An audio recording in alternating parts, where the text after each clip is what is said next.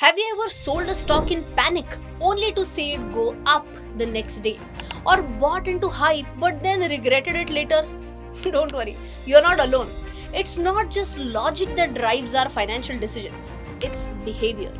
Today, we'll explore why smart people make silly money mistakes and how understanding your own behavior can make you a better investor.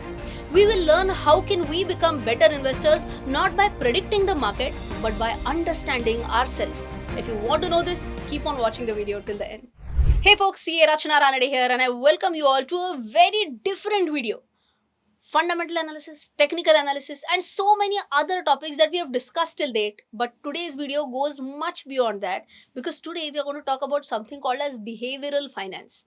This is not a random thought, okay? It's a proper subject which all investment enthusiasts actually study. In fact, this study of behavioral finance talks about human emotions, it talks about human mentality, it talks about human biases, and they play a very, very important role while we take investment decisions. In fact, late Mr. Parag Parekh had called it as the missing piece of an investment puzzle. This is so much relevant in the Indian context, especially a country where financial education or financial literacy is still evolving.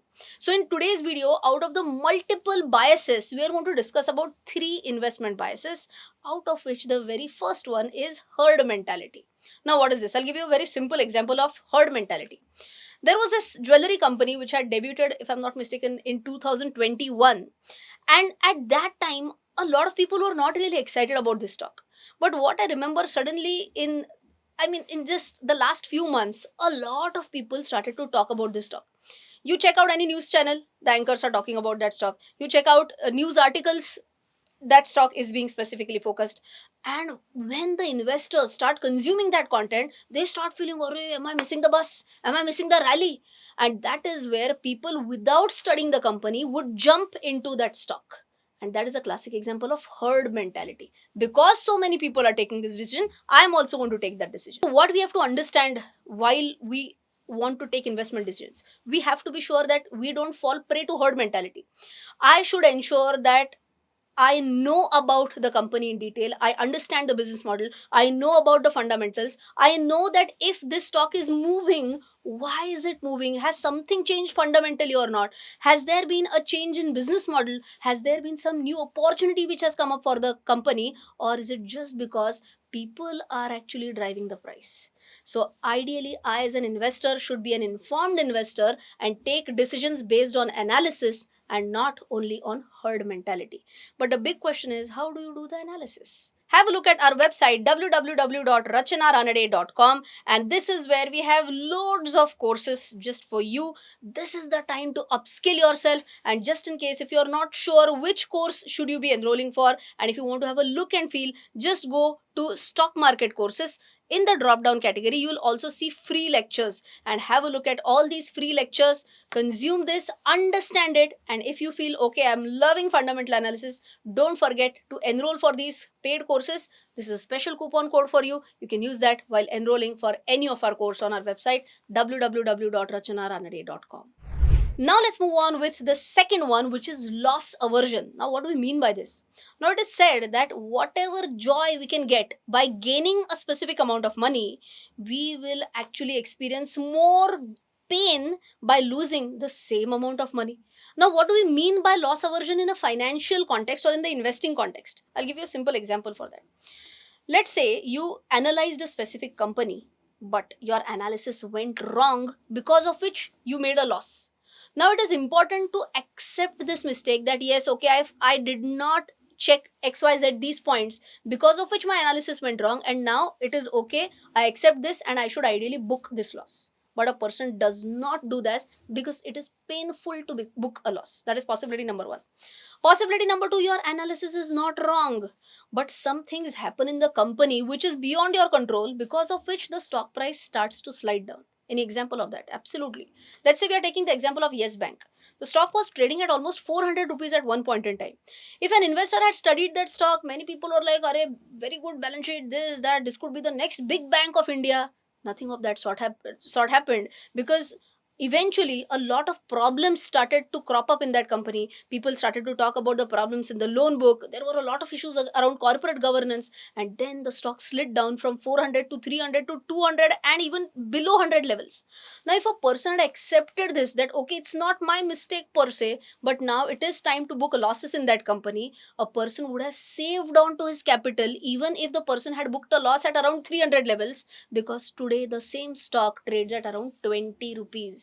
So, how to overcome this loss aversion? Point is very simple. Accept that sometimes in investing you have to book losses. Just accept this, utilize that money to invest in a stock which you believe is a fundamentally strong stock, and in fact make profits in the second investment opportunity. And now let's move on with one more very important bias, which is called as the anchoring bias. Now, what is this? Typically, our mind fixates to a specific number. And for that, let me give you an example of Paytm. Paytm, when it had come up with its IPO, it was somewhere around 1800, I guess. Then you know what happened, the story, right? It came down and down and down. Let's say it came down to 600 rupees. Now, many people just tell with confidence that because it was at 1800 during the initial days, we are sure that it will go back to 1800. Arey, why? You should ask yourself that what changed in the company because of which it went down from 1800 to 600. Was there a change in the business model? Was there a change in the competition for the stock? Was it because of some regulatory changes? There are so many things because of which a stock can slide down. What people do in their behavioral aspect is that they will just cling on to that number 1800 and just keep on believing that someday or the other this stock will go back to 1800, and that is when I will sell my stock. How do you overcome such an anchoring bias? Assume that you didn't have the stock in your portfolio. Ask yourself, is 600 a price worth for that stock right now? Do your analysis. If you feel still 600 is overvalued, it's not the right price. If you feel yes, there is so much more potential, then what could be the possible value? You should ideally calculate it based on various valuation models, something like price to sales, price to earning, EV, EBITDA, whatnot. So that is how you can overcome the anchoring bias. Now, before we conclude, let me tell you 5 mantras which you can use to ensure that your portfolio is behavior proof. And what are they? Have a look at this. Ensure that you read more, react less. Have a written investment thesis or strategy. Avoid business news noise and focus on annual reports. Stay away from IPOs unless you have done your homework, and learn continuously. The more you know, the less you react emotionally. I hope you have found a lot of value in today's video. This was my first attempt to tell about behavioral finance. If you did love this, just comment part 2 and I'll be happy to make one more video on behavioral finance. If you did like this video, don't forget to smash the like button. I'll see you in the next one. Till then, take care. Jai Hind and bye-bye.